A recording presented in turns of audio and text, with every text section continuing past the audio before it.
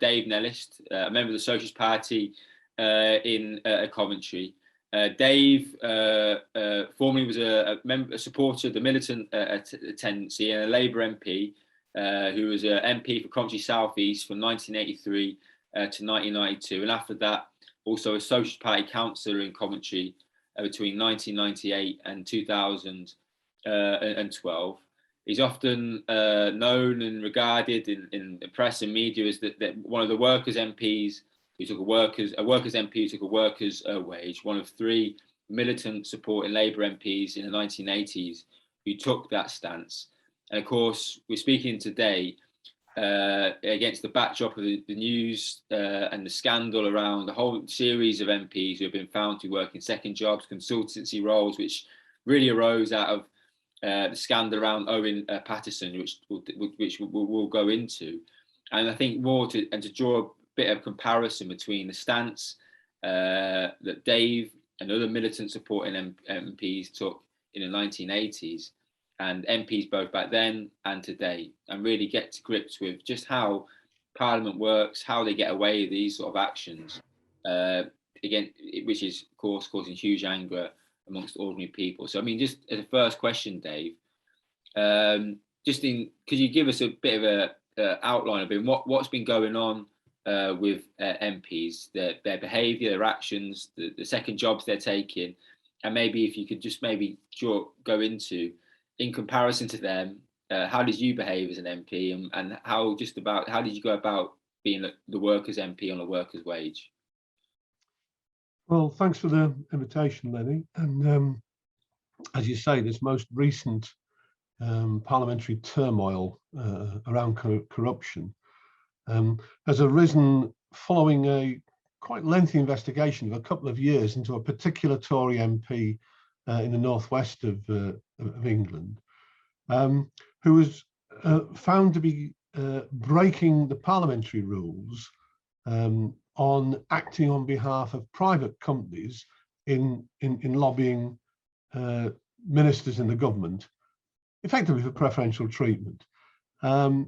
And although he was paid over £100,000 a year on top of his parliamentary salary, which is £82,000 a year, and that's 3 times the average wage in Britain, this wasn't a small affair.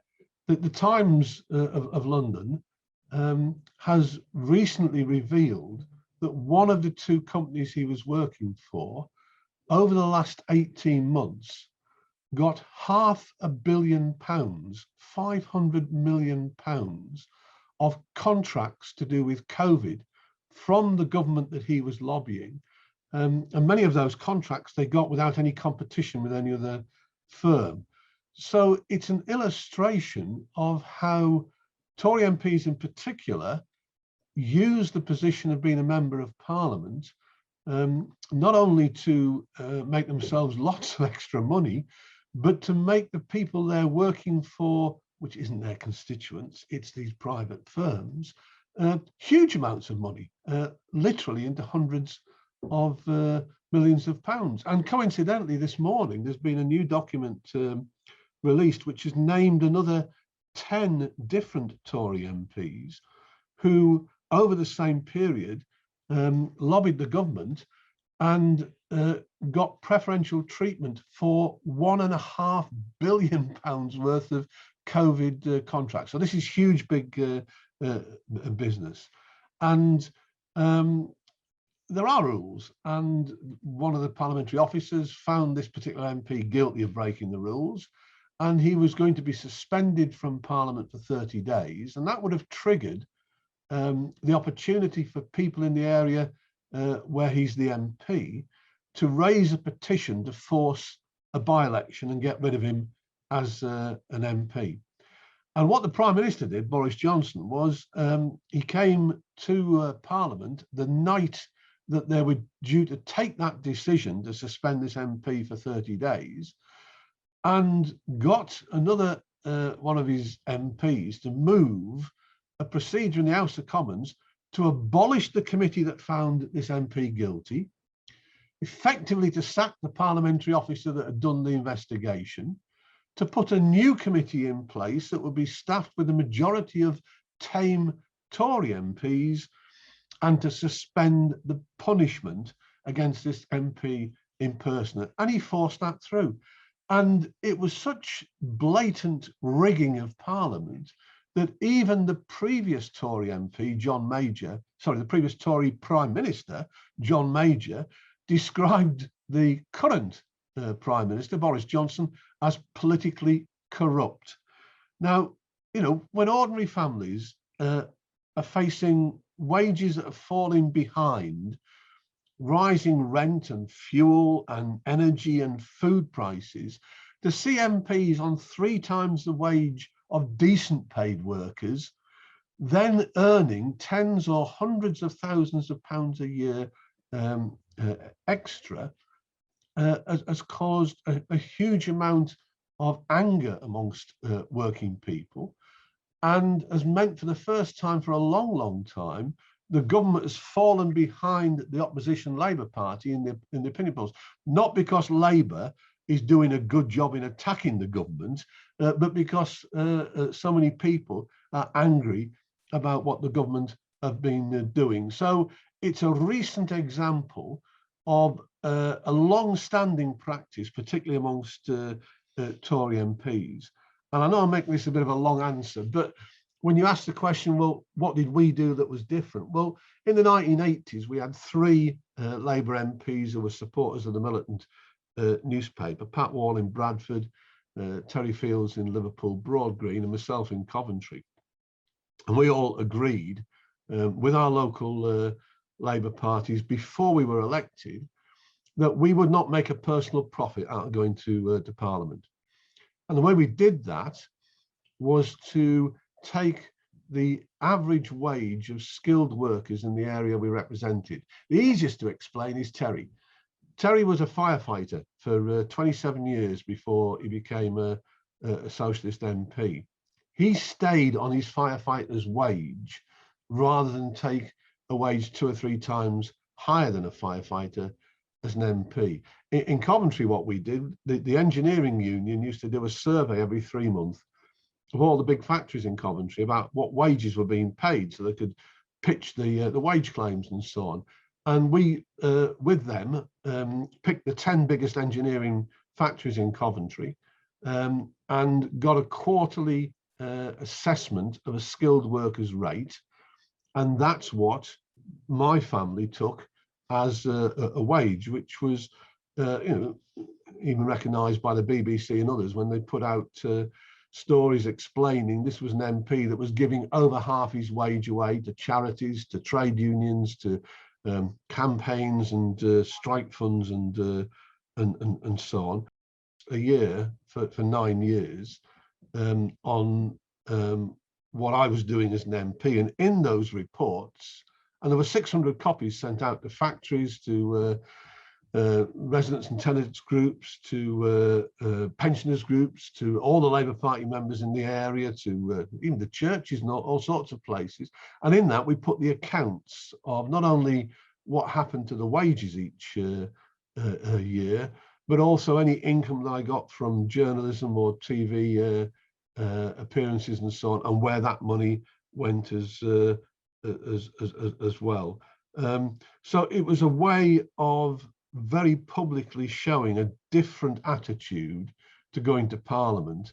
And if I was to quote a famous Marxist from about 100 years ago on the Clyde in Scotland, called John Maclean, who was a teacher and opposed to the First World War and a Marxist leader in Glasgow at the time, who famously said, rise with your class, not out of it. And that's what we tried to do, to stay on the same wages and living standards as the people we represented. Brilliant, Dave. And I mean, I'm from Coventry originally. I grew up, and you were always known as that guy that took a worker's wage. When my family, we used to see you in the shop and that, and even when we'd see when I was in Coventry with yourself, people would still come up with a huge amount of respect for doing that, because I think people recognise that in comparison to both MPs then and still MPs today, you were someone because of who you represented, where you came from as a militant supporting MP. Militant is now what the Socialist Party is. You carried out and you stayed true to your word, which huge amounts of people, both in Coventry and around the country, truly respected and supported. I mean, you touched on some of the points there, Dave, about how you did it. I mean, why do you think it was important to take only a worker's wage, let alone many of the other sort of standard luxuries MPs and well, I say normal MPs often sort of take, if you like. I think I've heard you tell stories before about when you first went into Parliament, what you got offered. I remember about 10 years ago, there was the whole MPs expenses scandal, the whole thing about flipping houses and stuff, which of course you never indulged in, because you, like you said, you wanted to rise with your class, not above it. Why do you think that was so important to stay true to who you represented? Well, I think it's essentially about treating the job of a public representative no different to treating the job as a rep or a shop steward in a factory. There's the idea, which is definitely promoted by capitalism and the capitalist media, that somehow MPs are special and they're particularly better if they have outside interests, and that's why directorships and consultancies, or if they're lawyers carrying on with a law practice and so on, gives them a wider view of society. And we as socialists have a different view from that.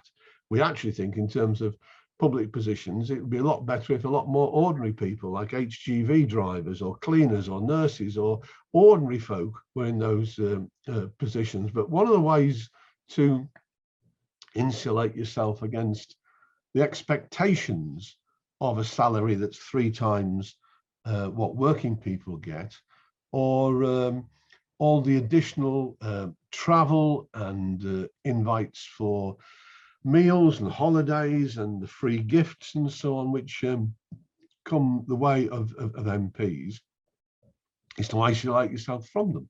And if you're on the same average wage as the people you represent, and even more importantly, in a sense, alongside that at least, if you live in the area with the people that you represent, then you're sharing the same problems. And if you're paying the same bills and got the same stresses when prices go up and you know, petrol or diesel goes up, or gas or electric, and other energy costs go up, you're more likely to not only understand the problems that the rest of the population are facing, but because you're facing the same ones, have a similar attitude to those problems. If you're isolated from them, you can stand back and take decisions because it doesn't really affect you. So in terms of the current way in which politics is organised, the current institutions under capitalism, we try to treat it just like if you got elected as a shop steward or an office rep in a workplace. You wouldn't get 3 times the wages of the people on your section. You wouldn't get 3 times the holidays of the people on your section. You wouldn't be insulated from their problems. You'd be sharing in those day-to-day problems, and you wouldn't be taking different decisions that you would do if you were not affected by those problems. And I have to say, on a personal basis, it keeps you sane, because without having anything extra to working people, then you don't fear the loss of your career and your job in the same way as those who are being paid several times that wage would do. I mean, I can remember going back after I was expelled from the Labour Party and came out of Parliament. I only went back into Parliament about 4 or 5 times in the last 30 years. A couple of them with cups of tea with people like Jeremy Corbyn or Chris Mullin, and asking some of my former left MP colleagues, you know, why there wasn't a greater reaction amongst MPs to the way in which Tony Blair, who became leader of the Labour Party in 1995, was taking the Labour Party even before he became Prime Minister a couple of years later. And it was explained to me, well, people have got a lot to lose. They can't afford to rebel against the direction of the Labour Party, because if they get expelled and they lose their job, it's a big thing to them. Well, if you're on the same wages before you go into that job, and when you come out of that job, then you take a different attitude to the politics at the beginning and the end of that period. So it was not to isolate, not to insulate, not in a patronising way to say sharing those problems, but it does personally keep you sane. Interesting. And that's a really interesting aspect there. I suppose you probably see that of Labour MPs, even the handful that are supposedly, I'd say supposedly on the left now, who stood alongside Jeremy Corbyn, who have done little or nothing to stand up against his suspension, because primarily, like you say, they're also looking after their wages, what they see as their career, if you like, rather than, like you said, representing the people in Coventry South East at the time. I mean, just as a side note, Dave, I remember you told me a story, well, you've told many a story a few times about that time, I think it was in 1987, about when they tried to increase MPs' salary, and you had to lead a speech and being, I think, lectured by, I think, was it David Blunkett? If you maybe just tell us a bit about what happened in that situation. Yeah, that was about 3 weeks after the 1987 general election. And it was a proposal to raise MPs' wages by, I think it was £4,000 a year. And it's significant. It was made 3 weeks after the election rather than 3 weeks before the election, when it might have influenced how people voted. You know, MPs thought, well, we've got the election out of the way for 5 years, we can do what we like for the next few months, and by the time we get to the next election, hopefully people have forgotten about it. So there's this proposal to raise MPs' wages by about 4,000, and in the mid-1980s, that was not far different from the take-home pay of a young civil servant working for that government. This was a rise in the MPs' wages. So I organised the opposition to that proposal and drafted a speech that was going to take about 15 minutes explaining, what the rest of the population had to live on and why it was wrong for MPs to be giving themselves such a big pay rise. It actually took, I think, over half an hour to deliver the speech because of the number of interruptions. The interruptions weren't coming from the Tory side. A lot of the Tories are quite relaxed about it because, as we've already discussed, and it's becoming in many individual cases ever more evident, a Tory MP's salary is a minor part of their income with what they're getting everything else. So they're quite relaxed about it. No, the objections were coming from the Labour side. Were coming from colleagues around me who kept interrupting. But anyway, the debate went on, and we called the vote. And I haven't looked this up before this interview, so forgive me if I'm slightly wrong on the figures, but I think it was 39 MPs against the pay rise, and not short of 500 who were in favour of it. It was overwhelmingly passed. And what was interesting was going through the lobbies, because the way in which they vote in the House of Commons is you sit in the chamber in the middle of the building and debate stuff. And when you vote, you either go to one side at the back of the chamber or the other side, the side of the chamber or the other side, a yes or a no vote. And going through the lobbies, well, there was two things interesting. Firstly was the range of people who, for their own reasons, were there. And when you've got a binary vote, yes or no, people can have different reasons for voting one way or the other, which might not be the same as yours. And I found myself walking, well, not arm in arm, but shoulder to shoulder with the Reverend Ian Paisley, who was also voting against the MP's rise. Probably the only time in all the years in Parliament I was ever in the same lobby as Ian Paisley was. But the other thing that was really interesting was that there was only about half a dozen MPs in 1987 who had been Labour MPs before 1983. there were something like about 25 Labour MPs who voted against it, but 3/4 of them were ones who just arrived in 1987. In other words, they'd only been in there 2 or 3 weeks.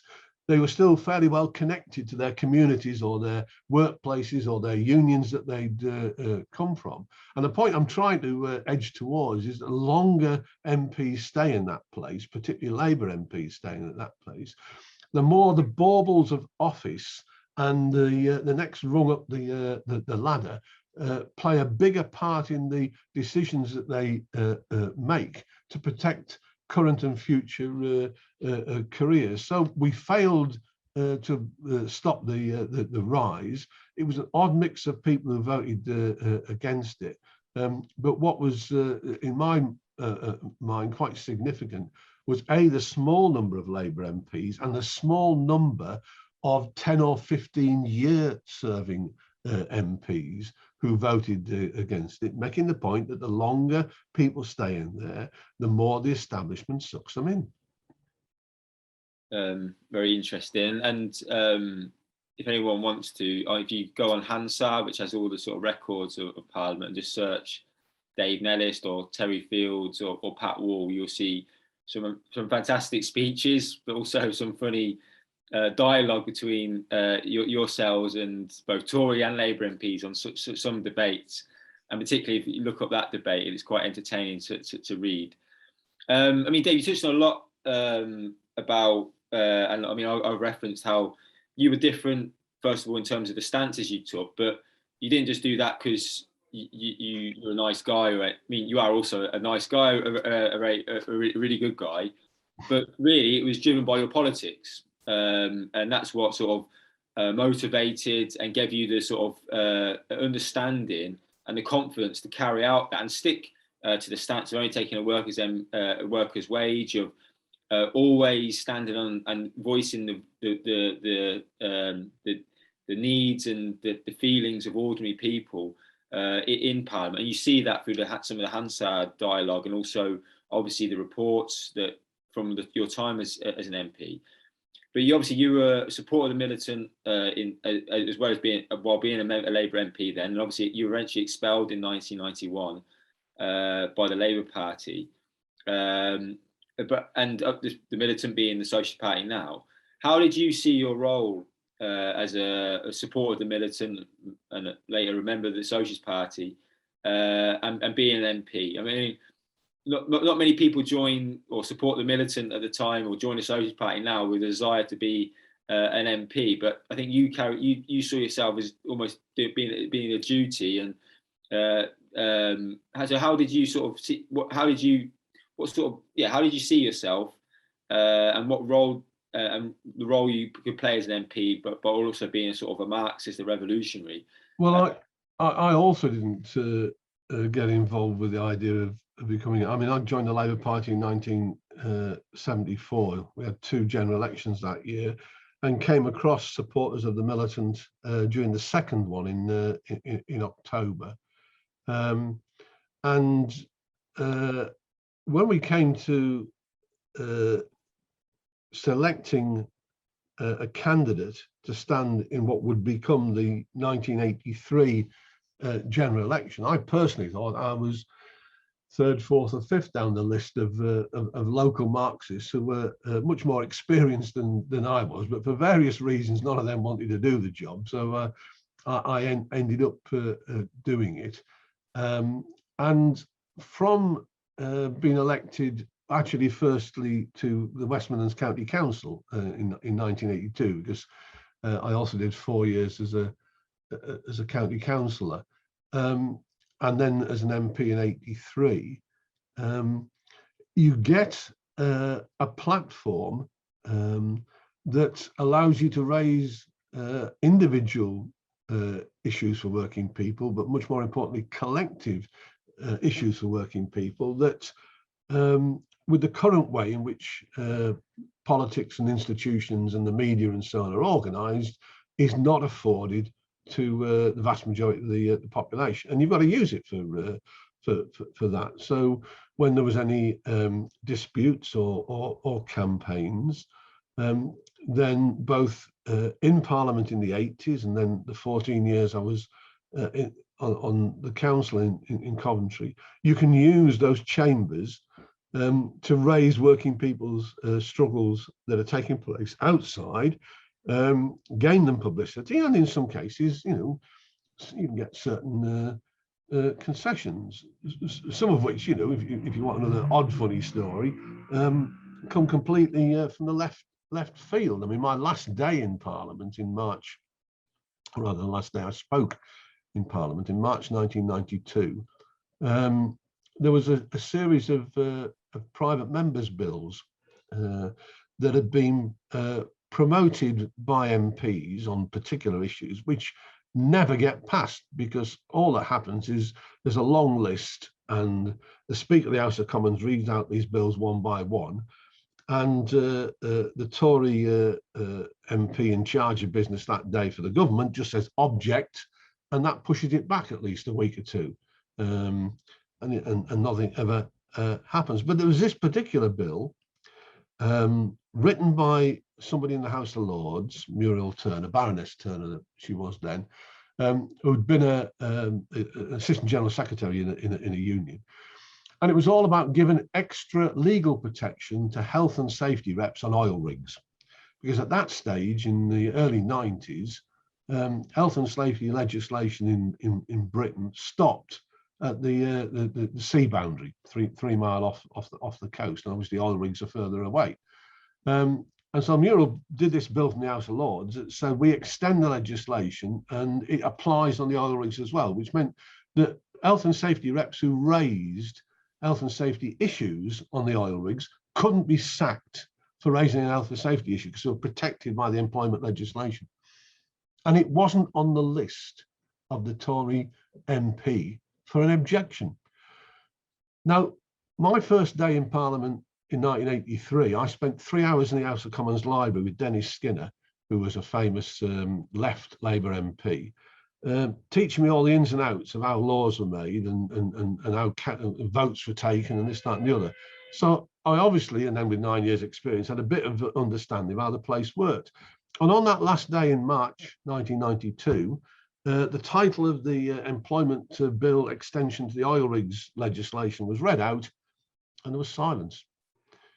So in about 70 or 80 seconds, I took that bill through every stage that was necessary in the House of Commons and turned it into law. And so the employment legislation was extended from the British Isles to oil rigs in the North Sea because a Tory MP didn't have it on the list. And I'd been there 9 years watching how the place worked and knew what steps need to be taken. So you can get concessions on individual things, but that's not the important point. The important point is that you can give strength and confidence to working class organisations battling outside of Parliament in struggles. And that's what's going to change society, not what MPs do in Parliament. MPs come along far down the process. Anything we've got in terms of extending democracy, such as the right to vote, such as the right to take strike action, including those things like equal pay or health and safety legislation, they've all been fought and won in class battles outside Parliament between workers and their organisations and capitalists and their organisations. And when that battle is settled, MPs come along well down the process and codify that into a law for next time. It doesn't work the other way around. And therefore, I've always seen, and Marxists always see, public office as a way of strengthening those battles outside the institutions, not thinking of yourself as the knight in shining armour on the white horse that's changing all that stuff inside the chamber. You're a very small cog inside that chamber, but outside you can play a reasonable role in building strength of working class organisations and their confidence. That's a brilliant. I actually haven't heard that story before, Dave. That's one of the few ones I actually haven't heard. And there's countless others I know, which I think is really important, the point you drew there about how, if you read some of your speeches, so you did in Parliament, on the one hand, there was some, and they're both related. You were both standing up, voicing both the struggles of collective struggles of ordinary people, but also on international issues as well. But you also did some amazing like very almost sometimes bread and butter issue stuff that improved the lives of ordinary people, and many of them are still long lasting today, like health and safety legislation, the right to benefits for certain groups of people, and so on. There's a huge list of things that were won from both by yourself, Terry, and Pat Wall. Just to sort of finish off, Dave, I mean, you've touched on some of these points, but maybe just to sort of summarise, what role does Parliament play? I mean, it's seen as the bastion of democracy. Even parliaments across the world, in former places that were part of the British Empire, they still model themselves on the British parliamentary system. It's meant to be the sort of birth of an aspect of birth of modern day democracy. It's meant to something we've defended in wars and so on. But how does the parliament actually work, and what role does it actually play for capitalism? And what does socialists say about it? And what do we say about how democracy should work? I mean, you don't have to go into too much detail, but in sort of summarise, you've drawn on some of the points already. Well, I think parliamentary systems in a capitalist society act as a regulator of capitalism and the preserver of the status quo in terms of class relations, in terms of who has the money, who has to work for it, who doesn't have to work for it, and they ameliorate, when there's sufficient pressure outside, some of the worst aspects that face working people. So we've had 100 years of legislation that's brought around, welfare provision and regulation of standards and things like housing and all those things. Those things come through campaigns outside and then get regulated inside. But the essential relationship between the extremely rich within society and the vast majority of the population is regulated. And one of the ways it's done, and it's how we started this interview, is taking in the main most of the radical edge of those who go into to change the structures and the place, and absorb them into the status quo. And we've seen in the last 2 or 3 weeks examples on the Tory side of MPs with directorships and consultancies, and the amount of money that they get paid, tying them to the system rather than challenging it. Now, let's be fair, it's not quite as blatant as that on the Labour side. You don't find as many Labour MPs with consultancies and directorships. But where you do find an exact parallel is what happens to Labour ministers after they come out of office. The public sector union, Unionist, a few years ago, did a report on ex-Labour cabinet ministers and how they profited from that position of being Secretary of State for Health or Secretary of State for Trade and so on. And just to give one example, her name's Pat Hewitt. I think she was a Leicester MP when I knew her in the 1980s, but under the Tony Blair government for a couple of years, she was Secretary of State for Health. About where are we now? About 14 or 15 years ago. When she came out of the cabinet, she got one job advising a private hospital firm. And got £55,000 a year for that job. She got another job advising Boots, the pharmaceutical, the chemist chain, and all their links into the NHS, and got £45,000 a year for that job. She'd also had a bit of a role as Secretary of State for Trade and Industry. So when she came out of the cabinet, BT started paying her £60,000 a year to advise them on how to get contracts with the government. And there are loads of Labour ministers and cabinet members against whom the same point could be made. So Parliament tries to absorb and knock the radical edges off individual MPs, and then it holds the bauble out of riches to Labour MPs just as much to Tory MPs. I suppose that the only difference you could say, Tory MPs expect that as a birthright, whereas MPs are, on the Labour side have effectively been bought off. Now that needs to change, and there's two levels at which it needs to change. Firstly, in terms of today's institutions, then we would argue as socialists that workers' MPs should be on the same living standards as the people they represent. They should be on workers' wages, a skilled workers' wage, for all the points we made earlier on about not lifting themselves out of the day-to-day conditions of the families that they represent. And they should be subject to full recall. At the moment, it's only if you get imprisoned for quite a long time or suspended for more than 14 sitting days that there's a procedure in the House of Commons where people can raise a petition to try and get a by-election to get rid of an MP. It should be far easier in between general elections to challenge people who say one thing at a general election and then go off and do something different, particularly when it's personal profiteering along the way. Any expenses for MPs should be public and vetted by local organisations, trade unions, and the right. Secondly, there should be a single parliament. We should get rid of the House of Lords and get rid of the constitutional role, both of the monarchy and of a thing called the Privy Council.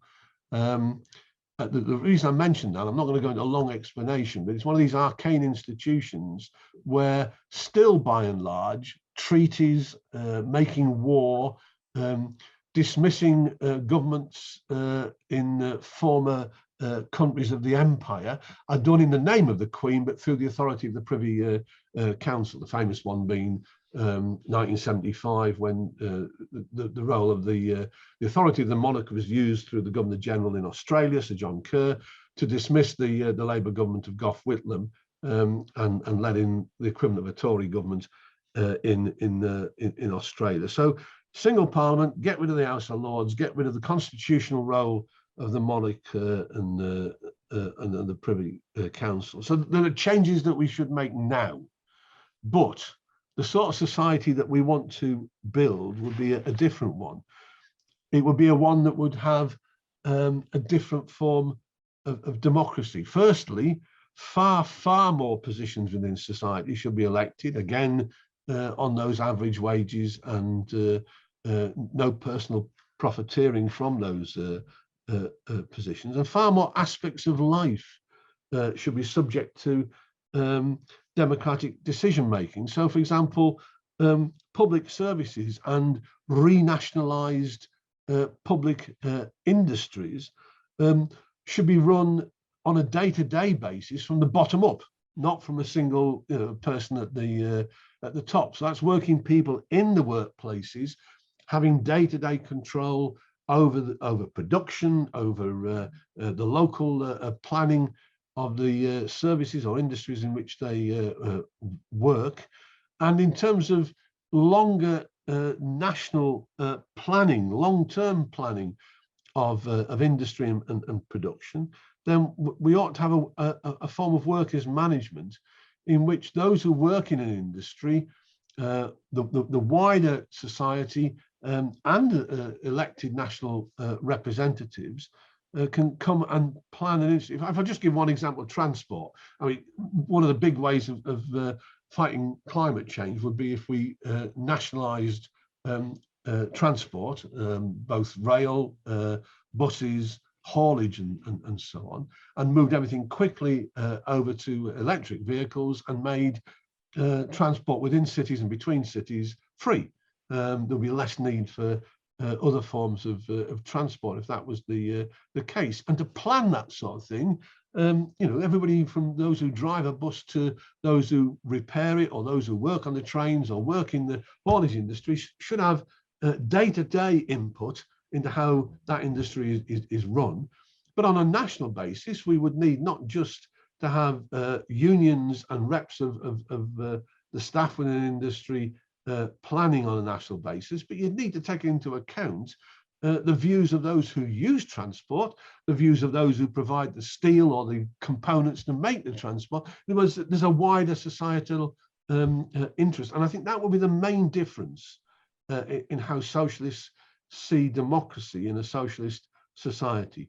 More elections, more frequent elections, no profiteering by the people who are successful in being elected, bottom-up control of the day-to-day life in work, and a much more democratic and planned way of using the resources of society for the needs of working people. Now, just to finish in 2 sentences, that's not a prescription, a perfect way of saying it, because you're not going to get to socialism until millions of people have got an input in how society is run. And that can't be done by even a dedicated and well-intentioned group of a few thousand people in the existing membership of the Socialist Party. The sort of society we want to see happen is where millions of working people own and control the wealth that they create, and democratically decide how that wealth is best spent for them and their families. So the big thing about our form of democracy is it involves millions,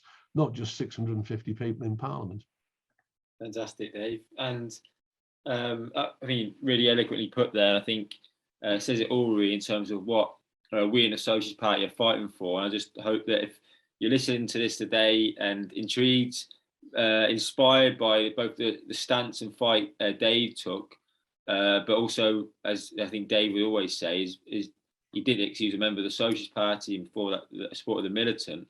If you're interested in getting more involved, listen on or read on to some of the contact details where you can get in touch with the Socialist Party and really join the fight for the sort of society Dave highlighted there at the end.